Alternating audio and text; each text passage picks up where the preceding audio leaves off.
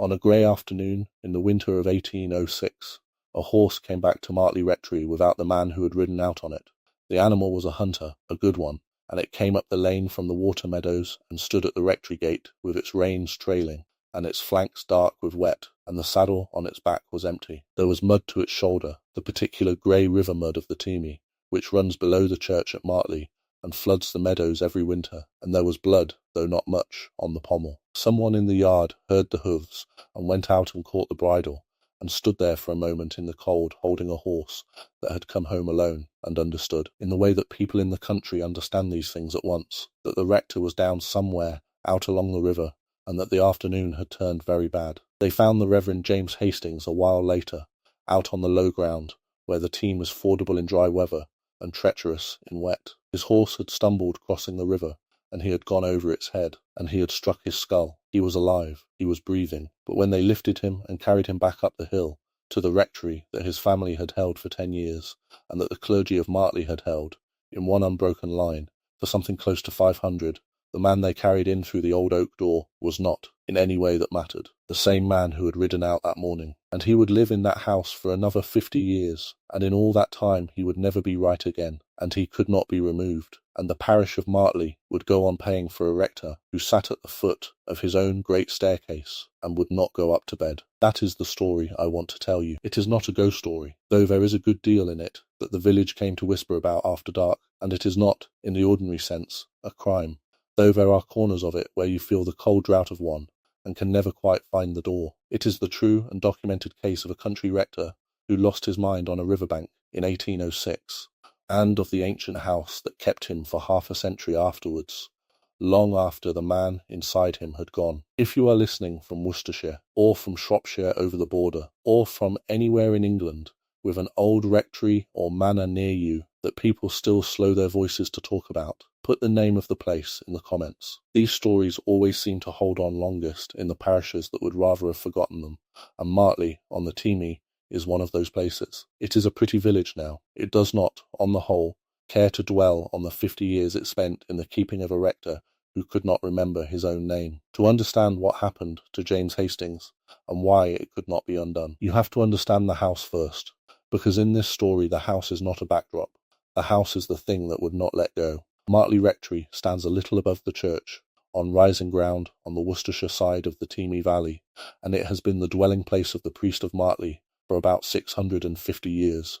That figure is not a rounding up for effect. The men who have studied the fabric of the building, and in particular the great authority on the timber-framed houses of the county, believe the origin of the place to lie in the early 14th century. We know that the Norman church down the hill was heavily rebuilt around that same time, that its east wall and its great window were raised anew, that its nave and chancel were re-roofed, and that in the year 1315 the Bishop of Worcester came out to Martley and consecrated 3 altars in the church, very likely a reconsecration of a building that had been much altered. And the reasoning of those who know the house is simple and hard to argue with.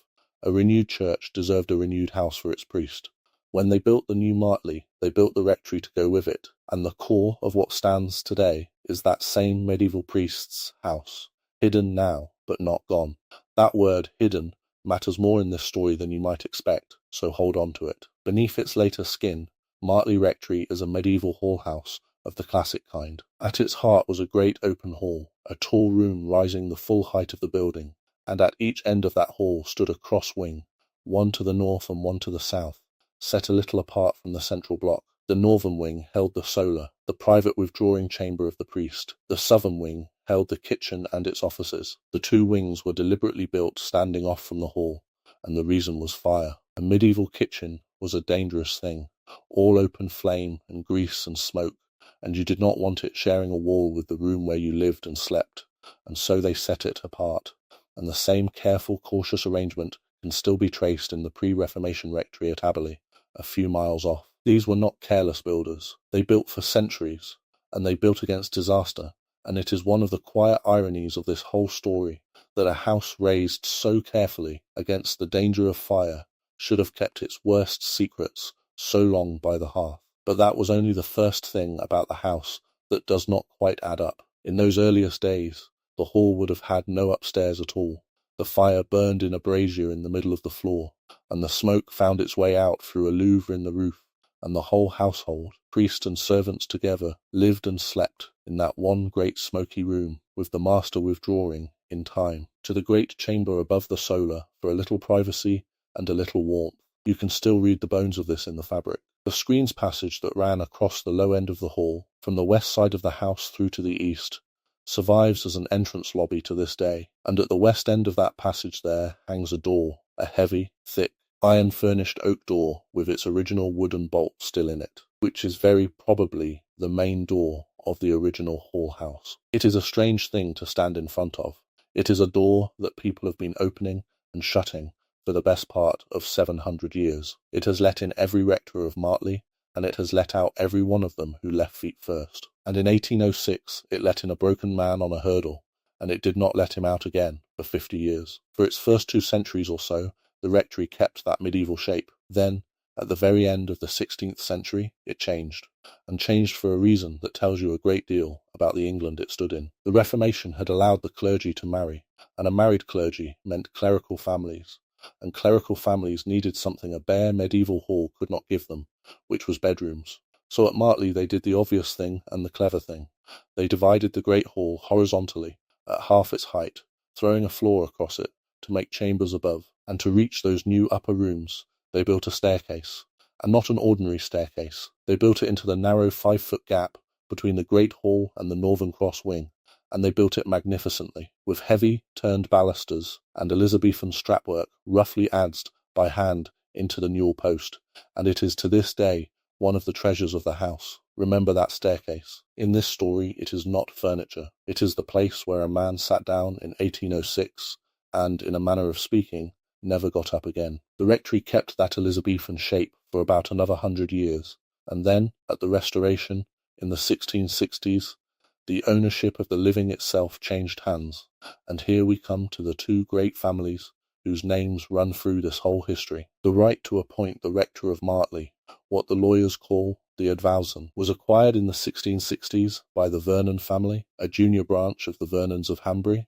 and between 1662 and 1765 the Vernons put 3 of their own into the living. This was the age of a very English creature, the squire parson, the squawson, the man who was landlord and clergyman both, who owned the parish and prayed over it in the same breath. And the Vernon squawsons came to Martley and settled in, and the Vernons and the family who came after them would hold that benefice between them for the best part of 300 years. That is the frame around everything that follows. Martley was not a parish where clergy came and went. It was a parish that clergy were born into and grew old in and died in, and it did not easily give them up.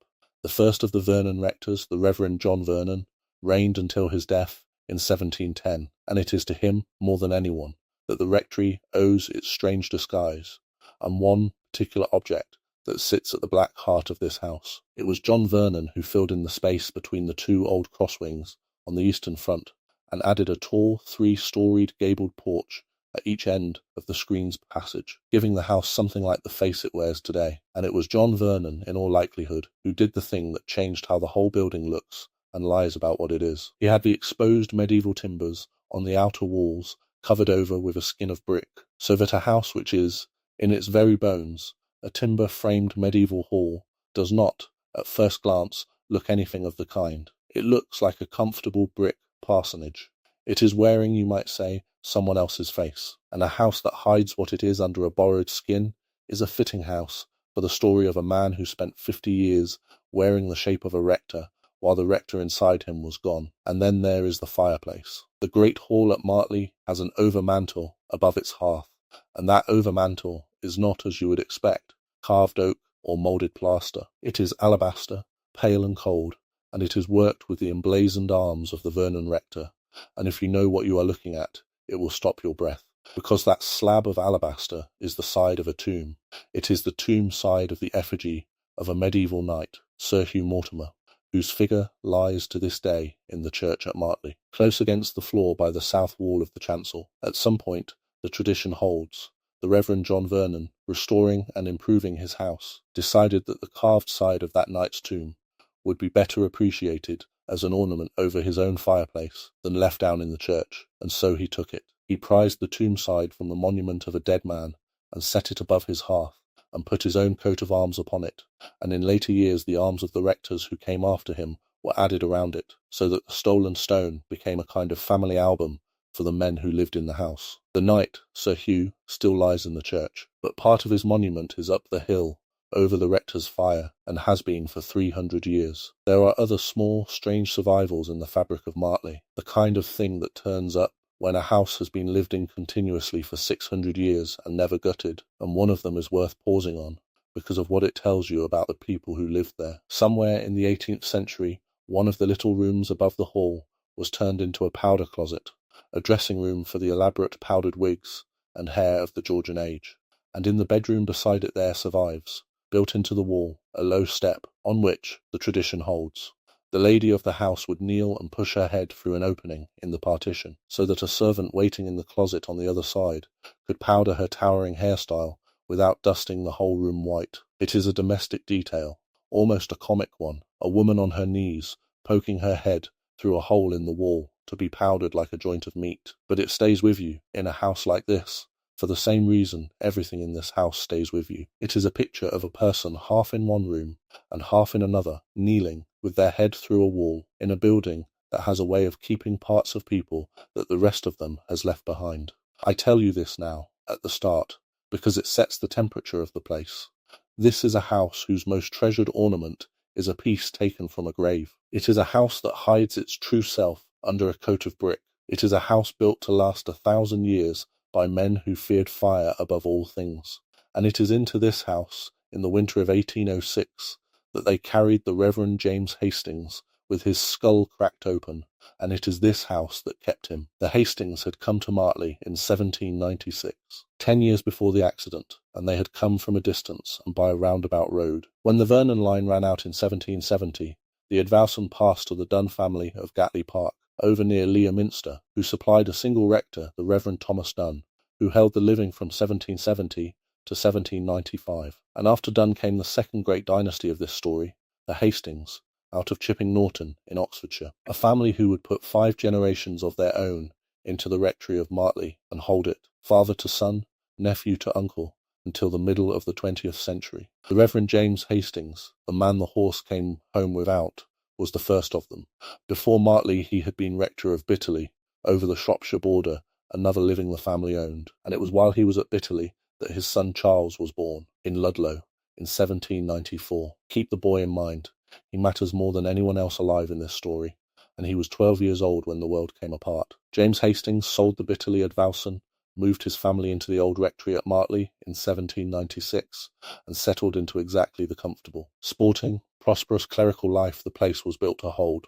The public record gives one picture of those first Martley years, and it is a happy one. The private truth, in the light of what came after, is harder to look at. They made the house their own, as families do. Mrs. Hastings, who kept up with the London fashions, wanted a modern drawing room, and she got one, with curved bay windows thrown out to catch the light, and matching windows in the principal bedroom above, glazed with the thinnest, most delicate bars in the newest Georgian taste. A new stone fireplace went into the great hall, and, tellingly, a second grand staircase was built, an elegant Georgian one, with finely turned balusters, put in at the opposite end of the house from the old dark Elizabethan stair.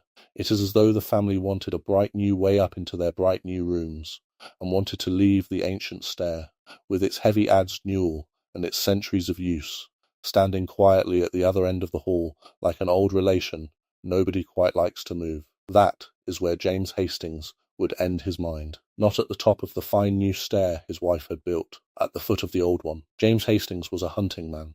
In the country, in those years, a clergyman on a good horse behind hounds was no scandal at all. It was simply what a gentleman parson did, and he did it, by every account, with pleasure and skill, well into middle age. In 1806 he was 50 years old, still in the saddle, still following the chase over the winter country around the Teme, and it was the Teme that took him. His horse stumbled at the ford. He went down. He hit his head on the hard winter ground, or on a stone in the river bed, and the injury he took was to the front of his skull, and it was severe, and it did not heal in any way that gave him back to himself.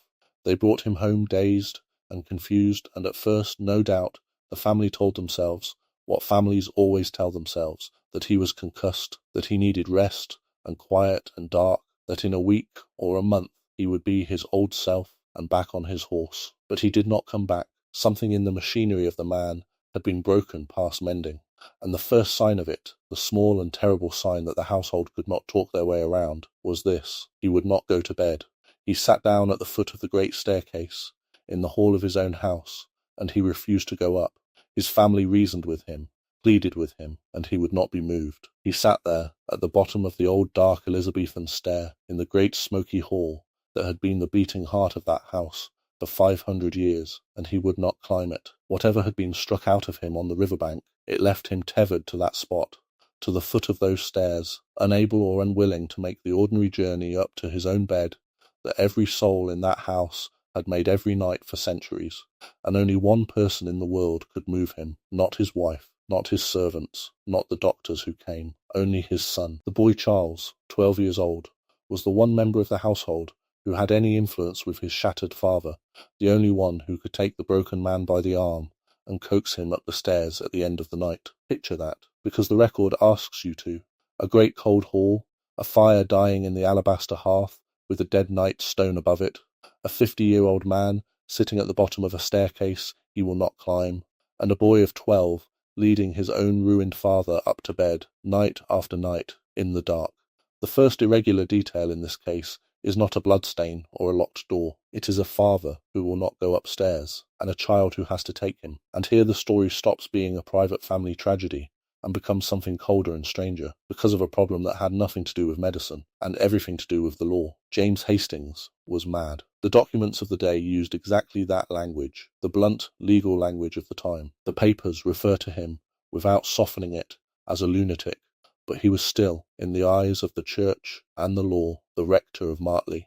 He held the living, he held the income of the living, the tithes and the glebe, the 70 acres of farmland, and the fine old house, and the whole apparatus of a prosperous benefice. And in the England of 1806 there was, quite simply, no machinery for removing a mentally injured incumbent.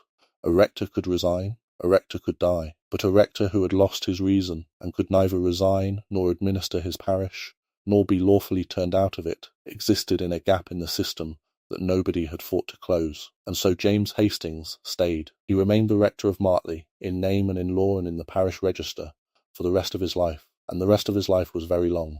He lived for another 50 years. He sat at the foot of that staircase, and the seasons turned outside the bay windows his wife had built, and the boy Charles grew up and left, and the world moved on, and James Hastings did not. He died at last, in 1856, and they buried him at the astonishing age of 100. Beneath the communion table of his own parish church, the church he had not been able to serve for half a century. For 50 years, the parish of Martley had a rector and had no rector. It paid for one, it named one in every record, and it did not have one, because the one it had was sitting in the hall of the rectory, out of his mind, watched over by curates and family, while the true work of the parish, the baptisms and the marriages and the burials, was done by hired men signing in his place. Think, for a moment, about what that meant for the ordinary life of the parish, because this is where the strangeness of it comes home. A curate is a hired clergyman, paid a modest wage to do the duties of a living that is not his own, and for 50 years Martley was served by such men, one after another, doing the whole visible work of a rector, while the rector himself sat mute in the house above the church. When a Martley family carried a newborn to the font, it was a curate who baptized the child. When a couple stood at the altar, it was a curate who married them. When a coffin came up the path, it was a curate who read the words over the grave, in the churchyard where the real rector would one day be buried under the communion table. And all the while, up the hill, behind the brick skin of the old house, the man whose name still stood at the head of the parish sat where he had sat since 1806. The villagers must have grown up with it, a whole generation and more of them, children who never in their lives saw the rector of Martley perform a single office, who knew him only as a rumour behind the rectory windows, a name in the register that was never written in his own hand. There is no record of what they made of it, not really, only the silence of a parish that got on with its christenings and its burials around a wound at its centre that it had long since stopped remarking on. That is perhaps the eeriest thing of all. Not that it happened, but that it became ordinary. For 50 years, having a rector who was not there was simply how things were at Martley, and nobody thought to write down how strange it was, because to them, by then, it wasn't. To understand how such a thing was even possible, you have to go down to the church and look at the documents, because this is where the case stops being a story and becomes a record, and the record is colder than any story. The parish registers of Martley are the heart of it. A rector's own hand should run through his registers like a signature through a life. His name at each baptism he performed, each couple he married, each parishioner he laid in the ground. And in the registers of Martley, from 1806 onward, that hand simply stops. For half a century the incumbent of the parish signs nothing, performs nothing, records nothing, because he cannot. In his place the entries are made by others, by curates brought in to do the work the rector could not do, a succession of hired clergymen who served the living of Martley while its rector sat mute in the rectory hall. The churchwarden's accounts tell the same story from the other side. In pounds and shillings, the parish paying out year after year for the curate who did the work, while the endowment of the living went, in law, to the man who could not. If you sit in a county record office and turn those pages, you can watch it happen. You can watch a rector disappear from his own parish, while remaining, on paper, entirely present. There is no drama in it. There is only the slow, patient, terrible bookkeeping of a place going on, as though nothing were wrong, for 50 years, around a wound it could not name. It is worth stopping to understand quite how thoroughly the system had failed here, because the gap James Hastings fell into was a real and known weakness in the law of the English Church, and it was not properly closed until decades after his death. A rector in that age did not hold his living at anyone's pleasure. He held it as a kind of freehold, a property in law, and it was extraordinarily difficult to dislodge him from it. To remove a beneficed clergyman you needed grounds the law recognised: misconduct, heresy, a criminal conviction, or his own resignation, and madness was none of these. A man who had gone out of his mind had committed no offence. He had simply become incapable, and incapacity, in the machinery of the time, was very nearly invisible. There were commissions of lunacy, procedures by which a man's estate and affairs could be placed in the hands of others once he was found insane, and it is likely enough that something of the kind governed the practical management of James Hastings and his property. But a commission of lunacy could manage a madman's money. It could not vacate his living, or install a real rector in his place. The benefice remained his, legally and immovably, until the day he died, and there was nothing the parish, the patron, or even the bishop could do about it but wait. Only much later, as the Victorian Church slowly reformed itself, did Parliament and the Church between them build the machinery that could quietly retire an incapacitated priest and give his parish a working incumbent again. James Hastings lived and died in the age before that machinery existed. He was, in the most literal sense, a man the system had no way of letting go. The public record gives you a rector of Martley from 1796 to 1856, 60 years in the living. The registers give you a colder version, which is that for 50 of those 60 years there was no rector there at all, and the house went on.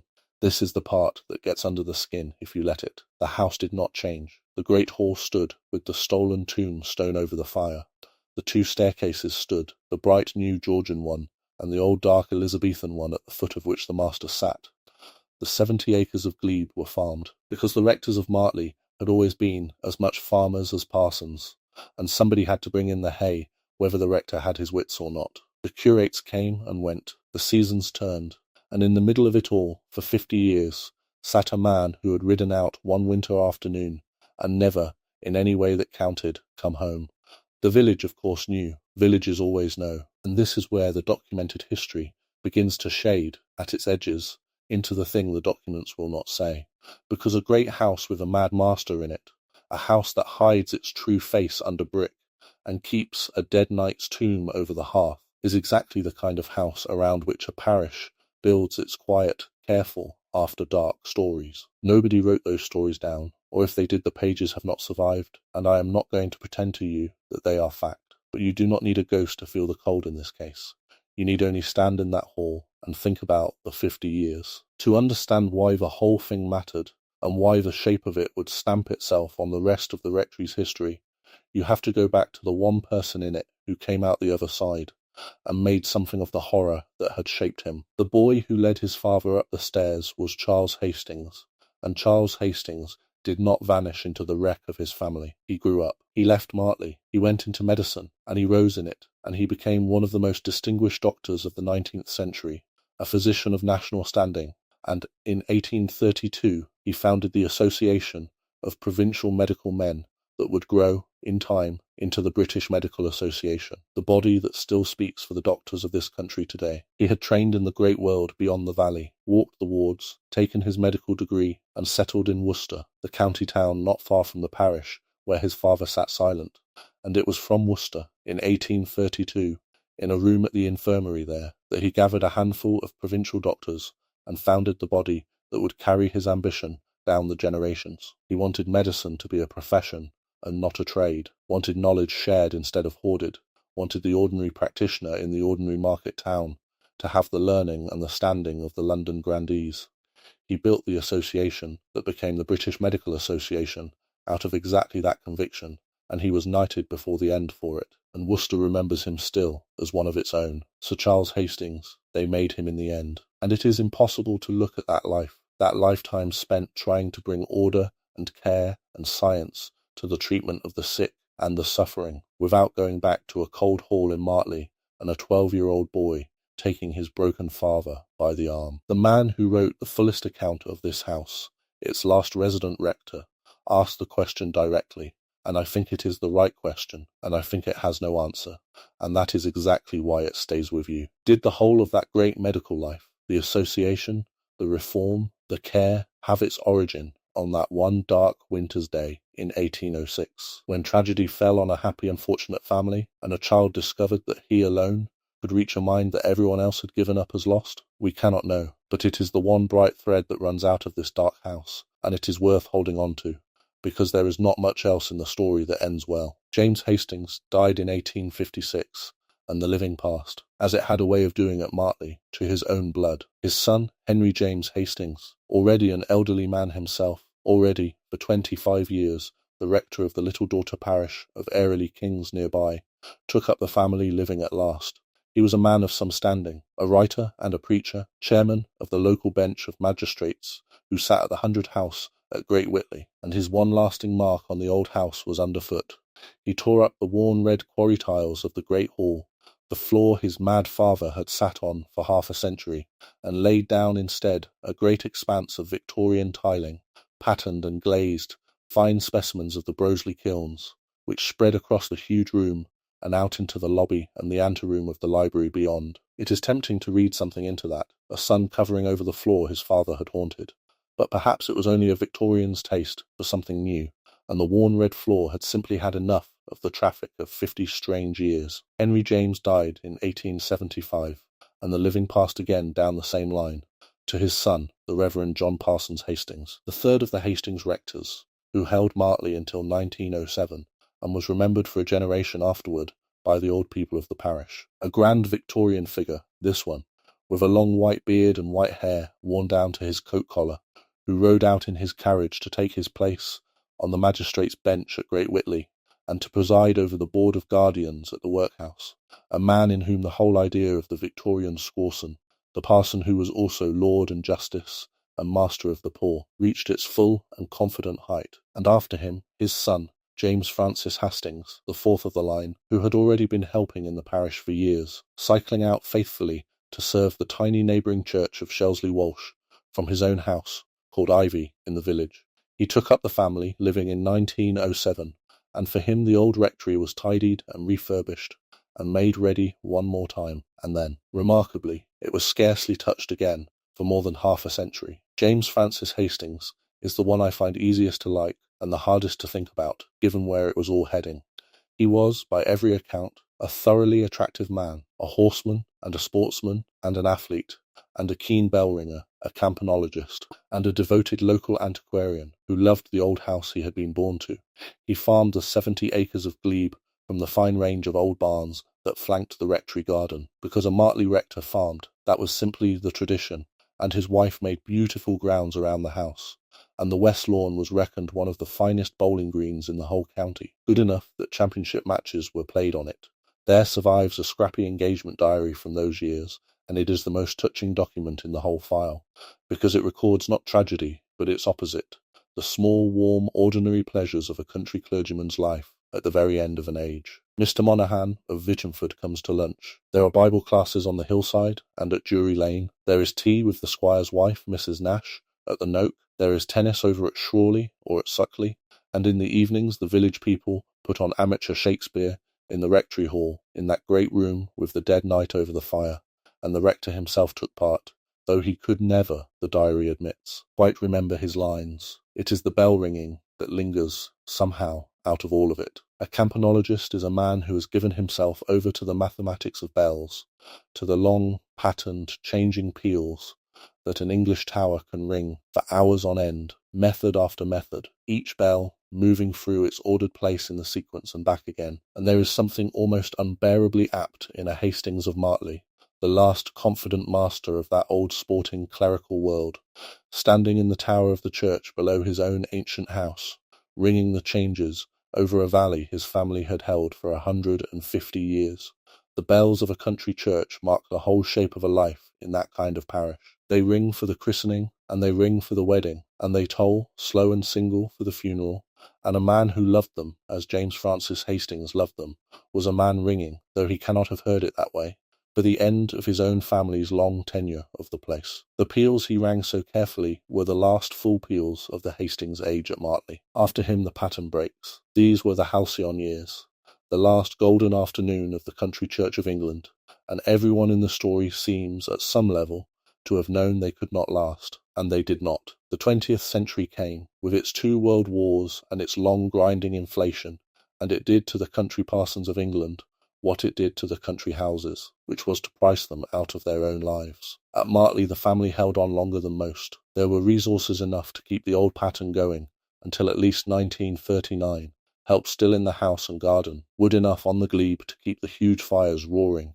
in the great hall hearth beneath the alabaster. But the ancient roof was going, the crazy Elizabethan timbers of it letting in more weather every year, and the repairs that should have been done were put off and put off, and the great machine of the old rectory was running down. When the last resident rector of Martley first came to the house, in 1944, he found James Francis Hastings, a bewildered old man, sitting in a winged chair drawn up behind screens before one of those enormous blazing hall fires, in a house that had been built for a way of life that was already all but gone. And it was this old man who set the ending in motion. He appointed his visitor to the daughter benefice of Arley Kings, and he named his own nephew, John Hastings Lloyd, to succeed him at Martley, and then he gave up the living and went away to Hampshire to live out his days with his sister, and the 4th Hastings Rector left the house his family had held for 150 years. John Hastings Lloyd was the 5th and the last of the line to hold the living of Martley, and he inherited a house that was, by then, an impossible thing to keep. He arrived with a wife and 2 small daughters into an establishment built for the servants and the incomes of a vanished age, and there were no servants and no incomes to match it. Wages climbed, prices climbed. The endowments of the Church of England did not climb with them. They stayed exactly where they had always been, and a man was expected to keep a 14th century mansion on a 19th century stipend in a 20th century economy, and it could not be done. The crazy roof leaked in more and more places, and there was worse than leaks. The water supply to the old house had become contaminated, and for a father with 2 small children in the place that was not an inconvenience. It was a source of real and constant fear. There was neither the labour nor the money to keep the great gardens or the famous bowling green. It was, in the end, a representative problem. The whole crisis of the country church written small in one old damp house on the Teme. And when John Hastings Lloyd died in 1958, a man who had struggled against forces far too large for him, with real sweetness and devotion, the Bishop of Worcester stood at his funeral and reached for one word to describe him, and the word he chose was saint. With his death, the 300-year hold of the 2 great families on the living of Martley came to an end. The advowson had passed by then to a relation who was a well-known cartoonist, and it was given up to the diocese, and the long age of the family living, the squawson, the parson born into his parish and buried under its altar, was over. It very nearly took the rectory with it. There was a strong feeling, once the last of the old line was gone, that this was the moment to be done with the whole thing, to let the ancient impossible house go and build something sensible instead. But the house was not quite finished with, and neither was the story, because one more man came to it who loved it. In November 1959, the Bishop of Worcester offered the living of Martley to a clergyman then serving as a vicar up in Lancashire, an antiquarian-minded man who, with his wife, was reckoned willing to take on the daunting state of the old rectory, unpromising as it then was. He was in his late 40s. He had spent a dozen years in a grimy industrial town, and the thought of a country parish with 600 years of history in its walls was, to a man of his temperament, a kind of dream. He and his wife came down and moved in the following summer, and they set about saving the house. The restoration began in 1960, and it was not cosmetic. A whole new roof went on over the ancient timbers. Mains water was at last brought to the house, ending the poisoned supply that had frightened the last family out. The plumbing was renewed, the wiring was renewed, and upstairs they undid one of the oldest awkwardnesses of the place, the way you had to walk through one bedroom to reach the next, a relic of the days when the great hall was first floored over. It cost £5,000, a serious sum, and the workmen were in the house a long time, but at the end of it, a medieval building that had been slowly dying was preserved and made fit to live in again. And there was one last, careful, loving touch. When a church, where this rector had once served as a curiate, took down some of its old galleries, a quantity of 18th century oak panelling came free, the very fronts of those galleries, and he brought it to Martley and used it to line the walls of a ruinous old butler's pantry, one of the 17th century additions to the house,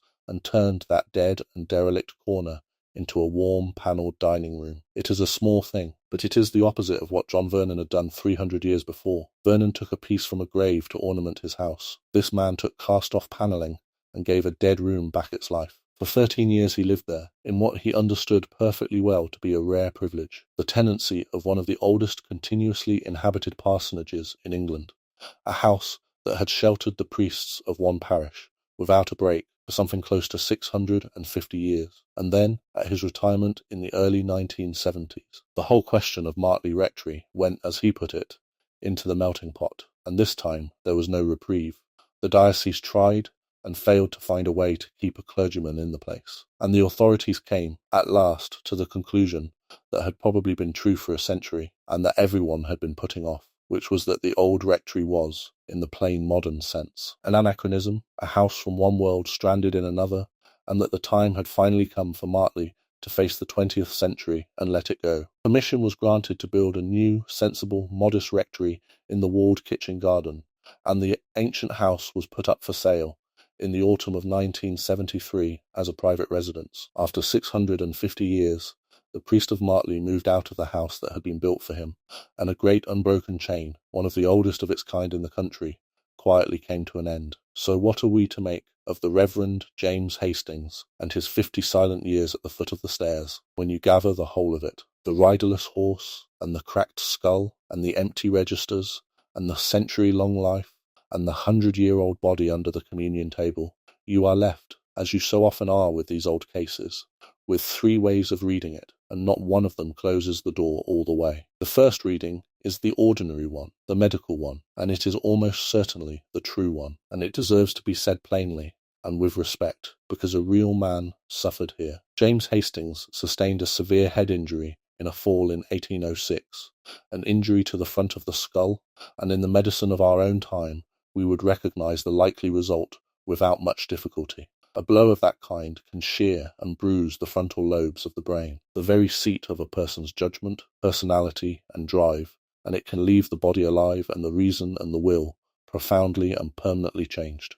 A bleed on the brain, a subdural injury, the slow pressure of it, could account for a man who is dazed and confused at first, and then never fully returns, who fixes on strange compulsions, who will sit and not be moved, who lives on for decades in the shell of himself. There is nothing supernatural in it, and nothing sinister. It is a brain injury, described in the cruel language of an age that had no better word for it than lunatic, and the tragedy of it is simply the tragedy of a mind destroyed by an afternoon's bad luck at a river crossing. That is almost certainly what happened. It explains the man. It does not quite explain the house. The second reading is the colder one, the one that watches not the man, but the machinery around him, and it does not need to accuse anyone of a crime to leave you uneasy. Consider the incentives. Here was a wealthy living, a fine house, 70 acres of glebe, the tithes of a whole parish, all of it attached in law to a man who could no longer administer any of it, and could not be removed. A living like that was the security of an entire family, and there was, by the plain fact of the law, no mechanism to take it away so long as the incumbent breathed.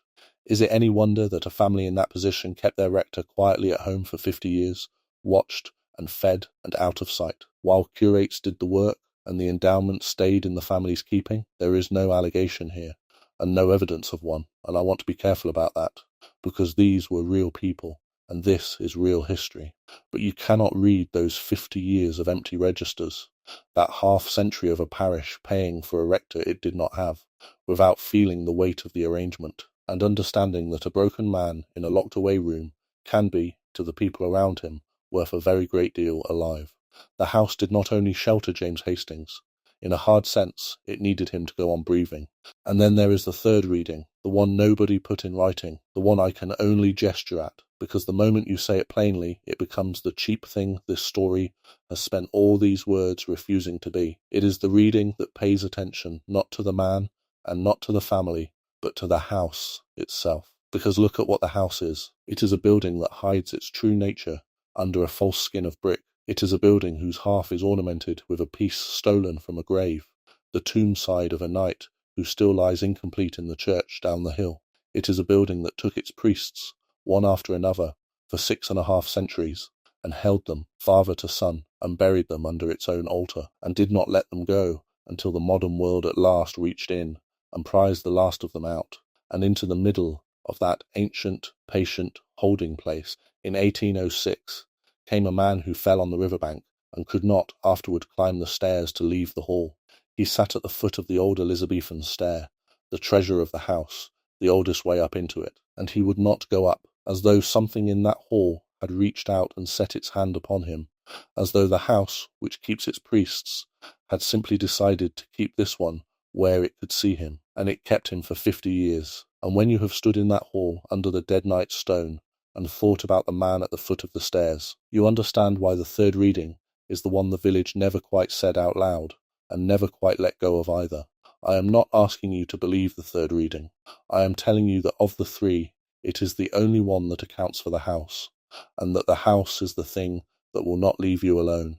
Martley Rectory still stands. It did not fall, and it was not pulled down. It was sold, in the end, as a private home, and it is a private home today, cared for, one hopes, as fully as the men who spent their lives in it cared for it across the centuries. The great hall is still there, the 2 staircases are still there, the bright Georgian one and the old dark Elizabethan one, and over the hearth, still, 300 years after John Vernon prized it loose and carried it up the hill, is the tomb side of Sir Hugh Mortimer, cold pale alabaster, emblazoned with the arms of the rectors who came and went beneath it.